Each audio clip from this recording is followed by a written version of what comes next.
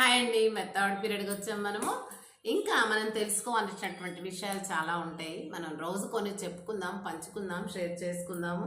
కానీ ఒకటి ఏంటంటే ఇప్పుడు ఇప్పుడు ఏంటంటే ఈ రోజుల లోపల చూడండి ఎంత అంటే మరి వెనకట ఒక స్నేహం చేస్తే స్నేహితుడికి ఏదైనా అన్యాయం జరిగితే ఇంకో స్నేహితుడు వాని కోసం ప్రాణం కూడా ఇచ్చేది. ఇంకా ఏదైనా మరి చెప్పరానివి చెప్పుకున్నా కానీ అవి నిగూఢంగా ఉంచుకునేవాళ్ళు. ఇప్పుడు మనం బంగారం తీసి బ్యాంకులో పెట్టినా బ్యాంకు కాపలా కాస్తుంది. మనకి ఎక్కడైనా ఏది కావాలనుకున్నా అది సమాజంలో దొరుకుతుంది. కానీ ఒక మన బాధ, సాధకాలు, కష్ట సుఖాలు మనం జీవితంలో అనుభవించినటువంటి హావభావాలు పంచుకోవడానికి ఒక మంచి నిజాయితీ కలిగినటువంటి వ్యక్తి దొరకటం లేదండి.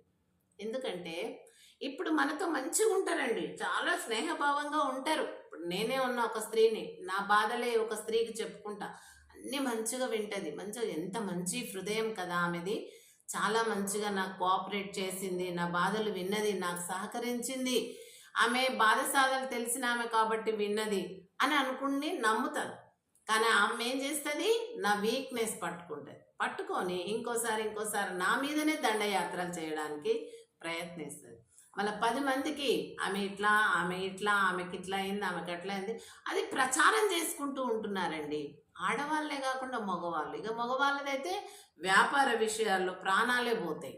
దగ్గర సన్నిహితంగా ఉన్న వాళ్ళే చంపుతున్నారు. తీసుకుపోయి తెలియకుండా ఎక్కడో తీసుకుపోయి ఫ్రెండ్షిప్లో కానీ బంధుత్వంలో కానీ తెలిసిన మనుషులని పోతే అక్కడ ప్రాణాలు తీస్తున్నారు. ఎవరికి ఎలాంటి పగ లేకున్నా అలాంటి ఈర్ష కలిగిన వాళ్ళు ఈ రోజుల్లో ఉంటున్నారండి.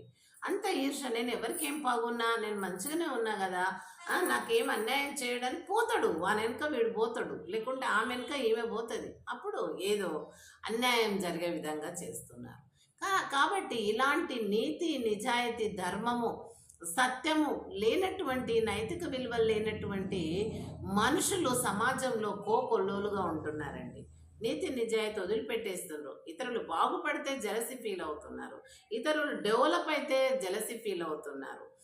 ఎప్పుడైనా కానీ పక్కింటోని కానీ, చుట్టరికం కానీ, బంధువు కానీ, ఇరుగు పొరుగు కానీ ఎవరైనా డెవలప్ అవుతున్నారంటే వాడు అణిగిపోయాలా అనే చూసే ప్రయత్నం చేసే వాళ్ళు ఉన్నారు. కానీ ఒకరు ఎంత కష్టపడితే ఆ స్థాయికి వచ్చిండ్రు, అరే ఆ స్త్రీ ఎంత కష్టపడితే ఈ స్థాయికి పిల్లలు తల్లి ఈ రోజు ఇలా ఉన్నారు అని ఆ వ్యక్తి యొక్క వెనక కష్టాలను ఎవరు గుర్తించరండి. ఇంకా బాధలో ఉంటే 4 రాళ్ళు మీద నుండి వేస్తారు, తిట్లు అనే రాళ్ళు, నానా రకాలుగా రభస చేస్తూ ఉంటారండి. సమాజం ఇలా తగలాడి